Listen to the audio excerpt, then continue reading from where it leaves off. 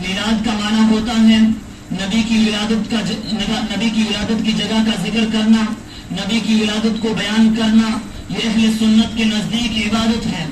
دوسری چیز نبی کی تعریف، نبی کی ولادت پہ خوشی کا اظہار ابو طالب نے بھی کیا ہے، نبی کی ولادت پہ خوشی کا اظہار ابو لہب نے بھی کیا ہے، لیکن ان کو خوشی کا اظہار کرنا ان کو جنت تک نہیں لے جا سکا۔ دوسری چیز نبی کی تعریف، تو نبی کی تعریف ابو طالب نے بھی کی ہے۔ ابو طالب کہتا ہے اے بھتیجے تیرا دین پوری دنیا کے ادیانوں کا سردار ہے۔ ابو طالب کہتا ہے اے بھتیجے تیرا چہرہ اتنا حسین ہے کہ تیرے چہرے کے حسن کی بدولت آسمانوں سے بارش ہوتی ہے۔ تیرا چہرہ اتنا حسین ہے کہ بیوہوں کا سہارا ہے، یتیموں کا سہارا ہے۔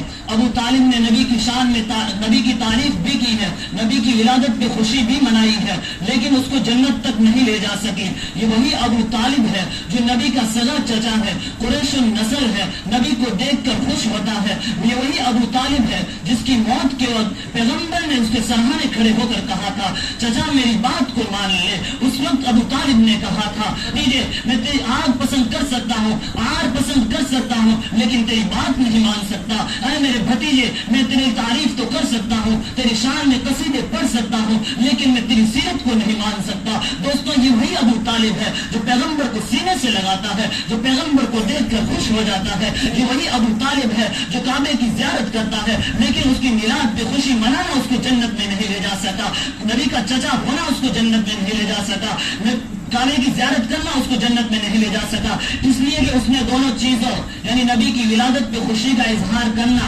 اور نبی کی تعریف کرنے کے ساتھ تیسری چیز نبی کی سیرت کو چھوڑ دیا تھا۔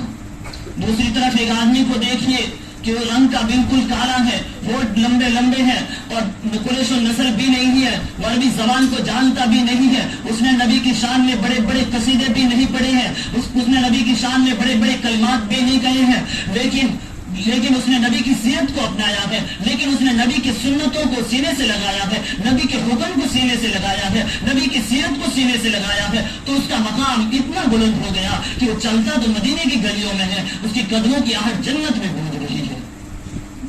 سامعین، آج پوری دنیا کا عیسائی 25 دسمبر کو حضرت عیسیٰ علیہ السلام کی ولادت کا دن مناتا ہے، لیکن کوئی عیسائی حضرت عیسیٰ علیہ السلام کی سیرت کا جلسہ نہیں کرتا، اس لیے کہ وہ جانتا ہے اگر وہ سیرت کو مانے گا تو اس کو زبور کو ماننا پڑے گا، انجیل کو ماننا پڑے گا، توریت کو ماننا پڑے گا، حضرت عیسیٰ علیہ السلام کے اخلاق کو ماننا پڑے گا، خدا کو ماننا پڑے گا۔ اس نے ان سب چیزوں سے پیچھا چھڑانے کے لیے ایک طریقہ اختیار کیا کہ ہم اپنی پیغمبر کی ولادت کا سال میں ایک مرتبہ تذکرہ کریں گے، سال میں صرف ایک مرتبہ میلاد کا دن منائیں گے اور ساری چیزوں سے پیچھا چھڑا لیں گے۔ یہی ایک سازش تھی جس میں بر صغیر کے کچھ جاہلوں نے اپنائی کہ ہم بھی ختم نبوت سے کیسے پیچھا چھڑائے، توحید سے کیسے پیچھا چھڑائے، اور ہم بھی وہی طریقہ اختیار کریں گے کہ ہم نبی کی ولادت کا سال میں ایک مرتبہ تذکرہ کریں گے اور ان چیزوں سے پیچھا چھڑا لیں گے۔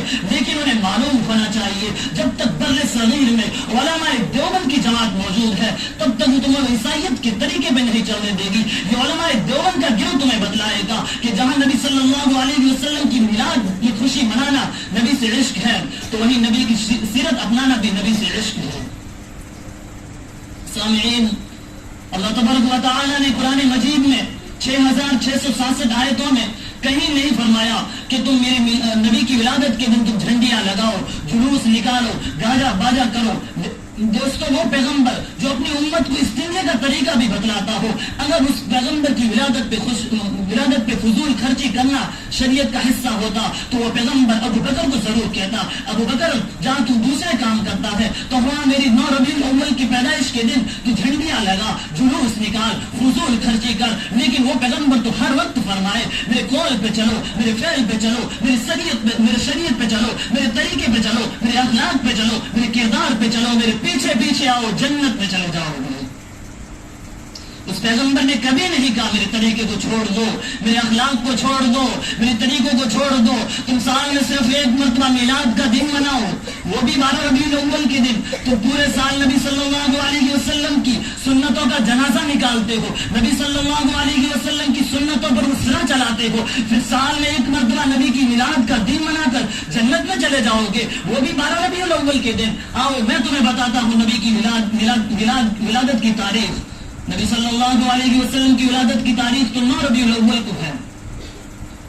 اسی وجہ سے جو نبی صلی اللہ علیہ وسلم کی 12 ربیع الاول کو جو وفات کا دن ہے، اسی وجہ سے تو آپ سنتے ہوں گے کہ 12 وفات سے ہی یہ دن مشہور ہے، نہ کہ 12 ولادت سے.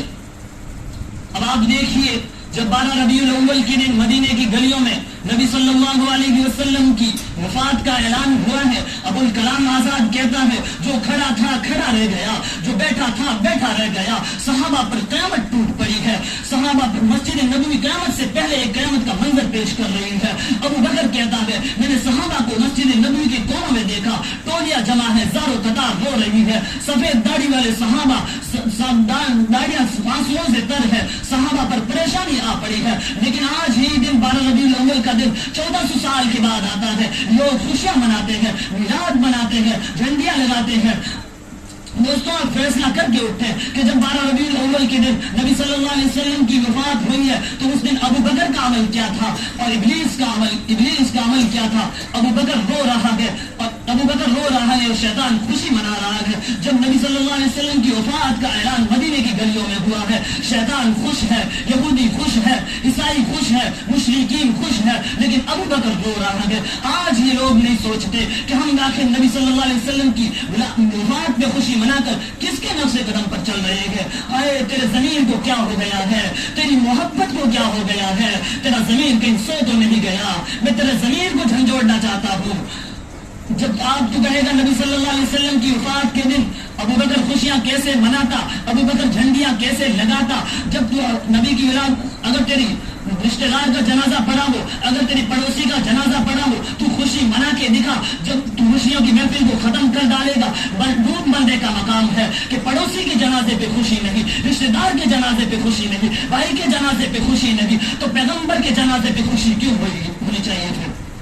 جب تو کہے گا ابو بکر 12 ربیع الاول کے دن جب نبی صلی اللہ علیہ وسلم کا جنازہ موجود تھا تو پھر خوشیاں کیسے مناتا، تو مجھے بتائیے کہ ابو بکر نبی صلی اللہ علیہ وسلم کی تدفین کے بعد بھی دنیا میں رہے گے؟ ہاں رہے گے. تو پھر کتنے رہے گے؟ 2 سال 3 مہینے 10 دن تک رہے گے. تو پھر 12 ربیع الاول 1400 سال کے بعد آتا ہے یا پھر ہر سال آتا ہے؟ ہر سال آتا ہے. تو پھر ابو بکر کے دور میں بھی آیا ہوگا. ہاں ابو بکر کے دور میں بھی 2 مرتبہ 12 ربیع الاول کا دن آیا ہے. عمر فاروق کے دور میں بھی 10 مرتبہ 12 ربیع الاول آیا ہے. عثمان غنی کے دور میں بھی 12 مرتبہ 12 ربیع الاول آیا ہے. علی المرتضیٰ کے دور میں 5 مرتبہ 12 ربیع الاول آیا ہے. عمر بن عبد العزیز کے دور میں 2 مرتبہ 12 ربیع الاول آیا ہے. امیر معاویہ کے دور میں 20 مرتبہ 12 ربیع الاول آیا ہے. امام اعظم ابو حنیفہ کے دور میں 44 مرتبہ 12 ربیع الاول آیا ہے. امام شافعی کے دور میں 53 مرتبہ 12 ربیع الاول آیا ہے. امام مالک کے دور میں 64 مرتبہ 12 ربیع الاول آیا ہے. امام مالک کے دور میں 46 مرتبہ 12 ربیع الاول آیا ہے. اس سے بھی آگے چل، پیران پیر شیخ عبد القادر جیلانی کے دور میں 53 مرتبہ 12 ربیع الاول آیا ہے. خواجہ معین الدین چشتی اجمیری کے زمانے میں 51 مرتبہ 12 ربیع الاول آیا ہے. امام بخاری کے دور میں 30 مرتبہ 12 ربیع الاول آیا ہے. حضور کی وفات سے احمد رضا خان بریلوی تک اگلاد محدثین کے دور میں 12 ربیع الاول آتا رہا، لیکن انہوں نے خوشی نہیں منائی، انہوں نے جھنڈیاں نہیں لگائی، انہوں نے کوئی جلوس نہیں نکالا، اس لیے کہ وہ جانتے تھے 12 ربیع الاول کے دن حضور کی وفات ہوئی ہے، اور جو حضور کی وفات پہ جو خوشی منائے وہ نبی کا عاشق نہیں بلکہ نبی کا دشمن ہے. آج تو 12 ربیع الاول کے دن خوشی منا کر 1400 سال کے اماموں کا، صحابہ کا، تابعین کا بھی باغی ہے اور محمد مصطفیٰ کا بھی باغی